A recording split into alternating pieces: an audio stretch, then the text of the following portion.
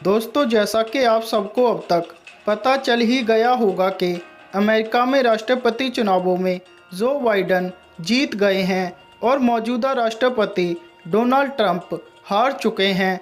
लेकिन वो अपनी इस हार को पचा नहीं पा रहे और उन्होंने राष्ट्रपति चुनावों को ही फर्जी बता दिया है।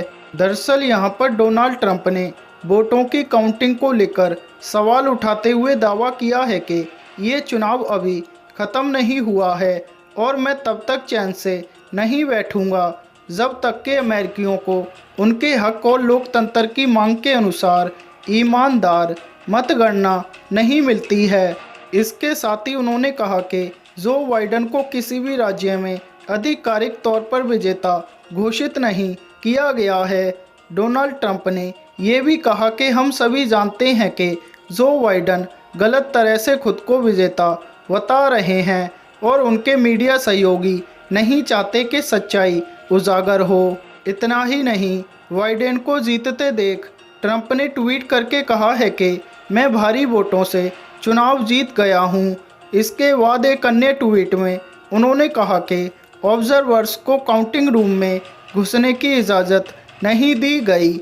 ये चुनाव मैं ही जीता हूं और मुझे 7 करोड़ 10 लाख वैध वोट मिले हैं। इस पूरी प्रक्रिया के दौरान कई गलत चीज़ें हुई हैं जिन्हें ऑब्जर्वर्स को नहीं देखने दिया गया। ऐसा पहले कभी नहीं हुआ। वैसे देखा जाए तो चुनावों में हारने वाला नेता अपनी हार का ठीकरा किसी न किसी पर फोड़ता ज़रूर है।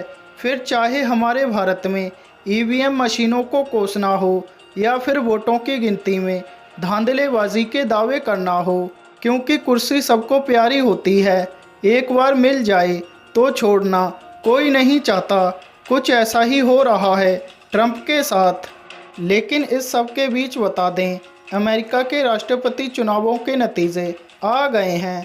बाइडेन ने रिपब्लिक कैंडिडेट डोनाल्ड ट्रंप को पीछे छोड़ते हुए पेंसिल्वेनिया अपने नाम कर लिया। इसके साथ ही उन्हें ज़रूरी 270 इलेक्टोरल वोट मिल गए। जो बाइडेन ने जीतने के बाद ट्वीट करके जनता का आभार जताया है।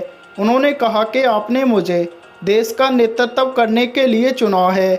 हमारे आगे का काम कठिन होगा, लेकिन मैं आपसे वादा करता हूं कि मैं सभी अमेरिकियों के लिए राष्ट्रपति बनूंगा, चाहे आपने मुझे वोट दिया हो या नहीं।